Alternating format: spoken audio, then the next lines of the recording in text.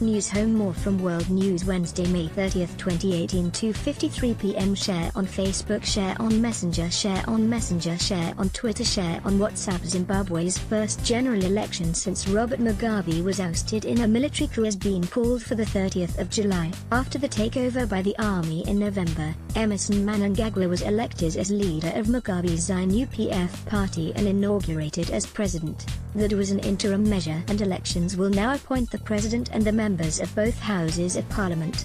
Mr. Mugabe will not be on the ballot and, for the first time in 20 years, nor will former opposition leader Morgan Tsvangirai, who died of cancer in February at the age of 65, who is the crocodile Emmerson Mnangagwa. While many were optimistic after Mr. Mugabe stood down, some have become disenchanted that the country's authoritarian system continues despite the change of leader. The current president has pledged the vote will be free and fair.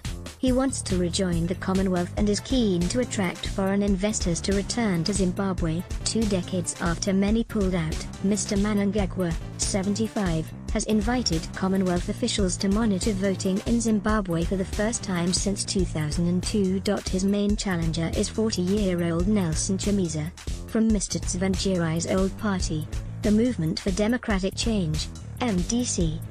He has been drawing large crowds at rallies, but analysts say Mr. Mnangagwa could benefit from his position and the resources it offers. Eldred Masananga, a professor of political science at the University of Zimbabwe, said, "Though the election looks like it will go to the wire, the greater likelihood, based on cold-blooded analysis, is that experience, depth and state incumbency will triumph over youthfulness." Zimbabwe's ex-leader Mugabe, "My errors weren't that bad. Some 60% of Zimbabwe's 5.4 million voters are under 50, according to official data. Zimbabweans living outside of the country have been prevented from voting by a court.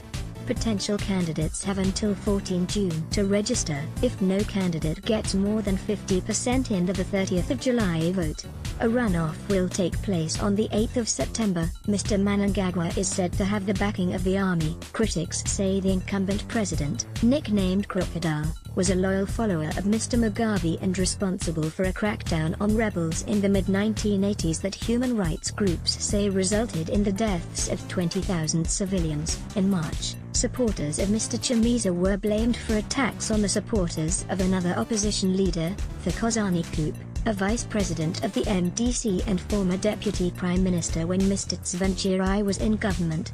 Copyright Sky News 2018. Share on Facebook, share on Messenger, share on Messenger, share on Twitter, share on WhatsApp. More from World News. Dead journalist and Kremlin critic Arkady Babchenko alive. After murder plot foiled, Kremlin critic Arkady Babchenko, who was reported to have been shot dead on Wednesday, has strolled into a news conference where he declared, "I'm still alive." Arkady Babchenko, who is the Kremlin critic and war reporter whose death was staged.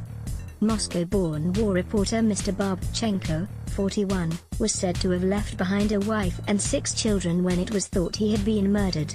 Top North Korea official lands in NY for talks with Pompeo. Senior North Korean official Kim Yong-sol has arrived in New York for a rare visit where he will have talks with the U.S. Secretary